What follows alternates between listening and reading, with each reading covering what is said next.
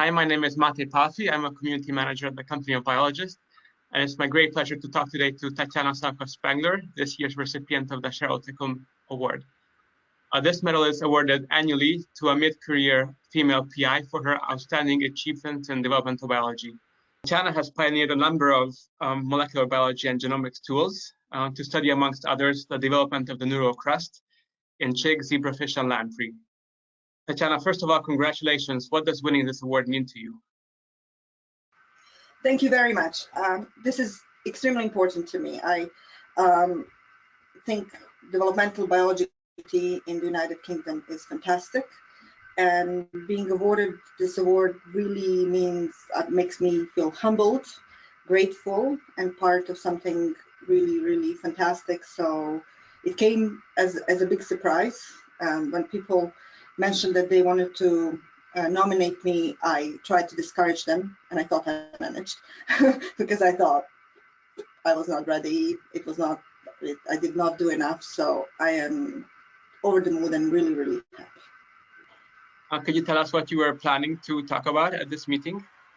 Yes, this was a long thought and plan talk, because I didn't want to make it historical, because this whole story that my lab has been trying to build on the gene regulatory networks in development, and in particular gene regulatory networks that underlie neural crest, is something that I have started years ago while I was still a postdoc in Marianne Bronner's lab.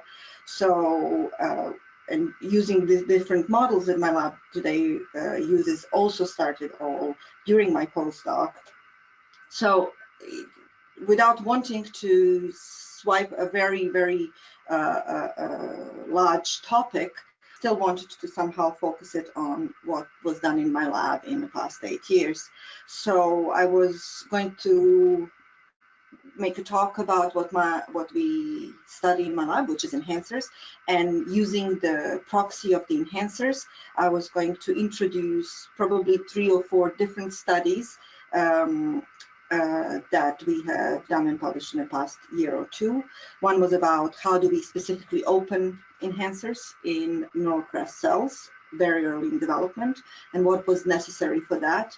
The other one would link into studying once these enhancers are open, how can we use them as a proxy or mediation to mediate the interactions of upstream and factors and downstream outputs to actually integrate all the data that we do to build the gene regulatory networks. The third one was going to spread on what was the meaning of understanding what gene regulatory networks were, and how that could inform us on the evolution of neural crest and evolution of or invention of novelties during vertebrate evolution, for example, by introducing our previous and some of our current work in lamprey, and just comparative work across the vertebrate taxa that we study. And then I was going to finalize the talk with giving an example of how gene regulatory networks, when used in an amniote model, which is close to human, could be possibly extrapolated to human networks, or networks in human embryos, and would allow us to study developmental diseases and neurocristopathies in this particular case. So I was trying to give a broad overview, but just all going around our favorite topic, which is cis-regulatory elements, enhancers. Yeah, so you mentioned you published like 4 papers last year. Could you just talk a bit about what new projects you're excited about in your lab?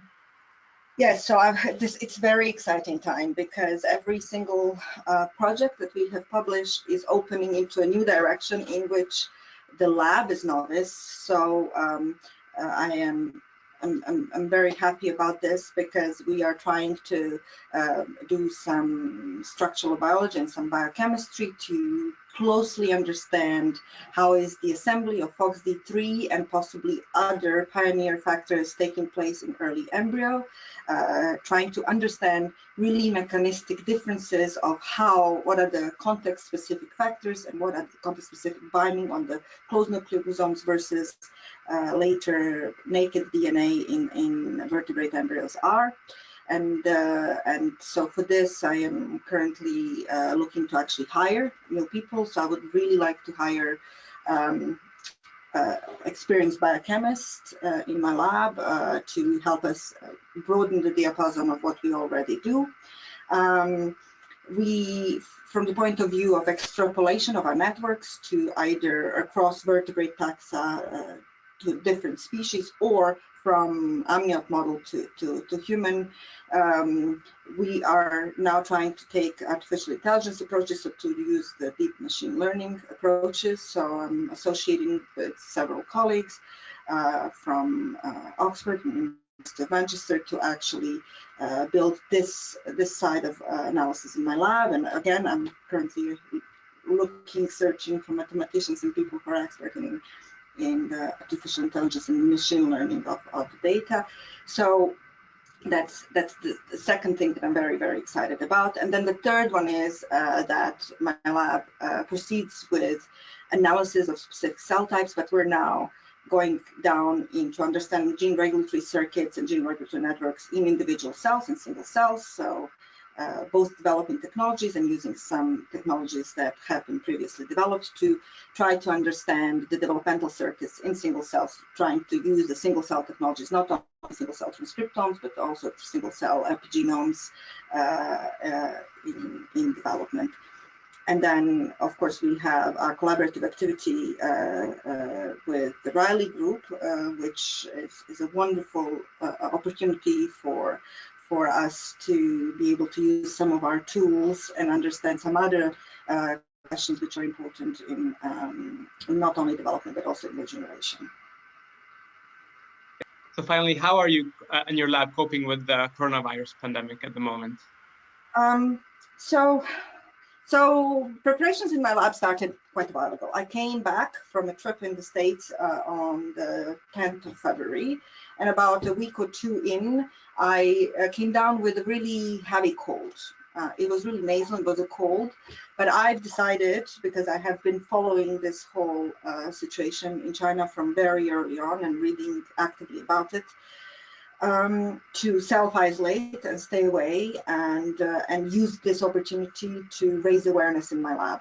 And so when I came back, of course, I do not think I had COVID-19, but you do not know. There was no reason for it to be. It wasn't. I was flying from the United States. There was really no medical nor official reason for me to do this. But I thought it was time for us to start training ourselves how to behave. So we started quite early on to talk about working from home in majority of possibilities. So my lab consists of fantastic scientists, which do their own wet lab experiments and then do majority of their own analysis. And a lot of people are in the phase where they're analyzing data, and some of them are writing papers, but some of them are really tied to the bench and only in the expansion parts of their project. And it is not very easy for them to envisage what they would be doing if they were only working from home. So after a development over several weeks, we have adopted the strategy where I no longer have one-on-one meetings that are in person, even if I'm sitting in my office and they're sitting at their bench. We will probably be doing meetings by Slack. We open different channels on Slack for the lab to work, and integrated the possibility to do lab meetings by distance. So we no longer do one-on-ones, which are not in person, but we communicate actively. We do come. So the plan for the moment is that those that have to be in the lab, they come into the lab. They try to minimize time in the lab and try to organize their days such that they know that these 4 or 5 hours they have to be in the lab. And if they're analyzing their data or ordering things or writing or reading, they're doing that at home. When in the lab, we have abolished food during the lab meetings. We haven't completely abolished lab meetings, but we have moved to the mode where those that are in the lab on Friday afternoon will be sitting in a conference room where we are keeping the 2-meter distance. This is really funny. And then the others that are not there will Skype in. We don't lean over the computer to look at the data, and if the people work in the same states, in the same space, they try to just respect the distance. People are very aware of what's going on. They would like to be able to help much more, because most of the people in my lab are academics. They're not trained clinicians, and I've heard already today 2 or 3 people in my lab saying they wish they were clinicians, because they would really like to help more.